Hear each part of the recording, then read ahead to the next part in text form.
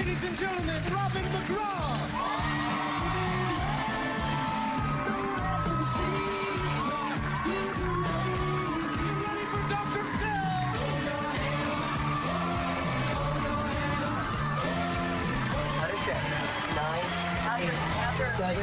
Scroll down, Michelle, to my reverse. 4, 3, 2, 1. Today's going to be a changing day in your life. You've never had anybody working harder to bring you to the threshold of change than right now.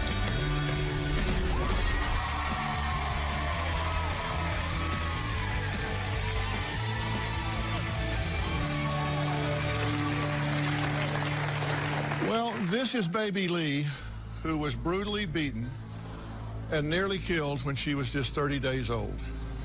She suffered a brain bleed from being punched, thrown to the ground, and stomped on.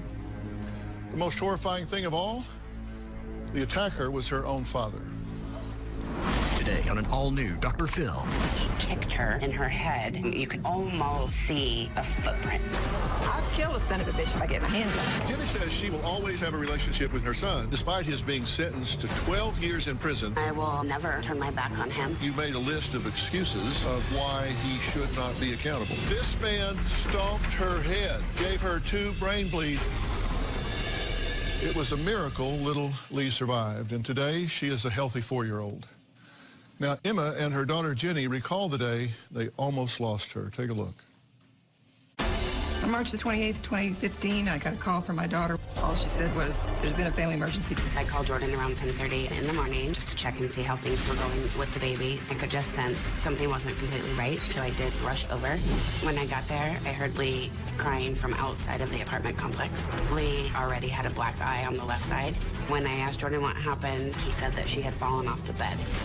Obviously, a 30-day-old baby doesn't fall off the bed. When I walked in my house, the baby was crying. She had bruises on her head. Her right eye was totally red. She just looked horrible. My daughter said, Jordan beat the baby. She was yelling, where the is Jordan? Where is he? I'm going to kill him. I called the police and told them that my grandson had beat his baby. My next telephone call was to him. I said, you better hope the police get to you before I do, because I will kill you. Lee was in the hospital for 5 days. She had 2 brain bleeds, 2 black eyes, severe bruising to the left side of her face and head, and she had bruises on her rib cage where he had squeezed her. The next day, I went with my daughter to the apartment, and there was about a 1-foot square section missing from the carpet. My grandson told a friend that he had placed Lee on the floor and stomped on her. And that was the reason the carpet was taken up for evidence. Jordan did completely confess. For Jordan's sentencing, I wrote a letter to the judge asking for lenience due to Jordan's disability. The judge sentenced him to 12 years. It's just an unspeakable crime what he did. I absolutely support my son, and I always will. Well, Emma says despite Jordan being locked up for nearly beating his baby daughter to death, she is still concerned for her granddaughter's well-being because Jenny refuses to keep her son Jordan out of Lee's life. My grandson is dead to me. I can never imagine having any kind of relationship with him, ever. I'll kill the son of a bitch if I get my hands on him. That's how I feel about it.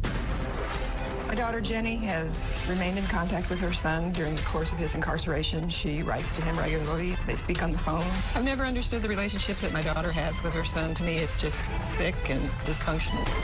She has mailed him pictures of the baby. I don't think he has the right to even say the baby's name, let alone have a picture of her. He barely has rights as a human being as far as I'm concerned. There is a restraining order prohibiting Jordan from having any contact with Lee, and that includes having contact with Jenny because she has custody of Lee. Earlier this year, she had a separate phone that she used to talk to her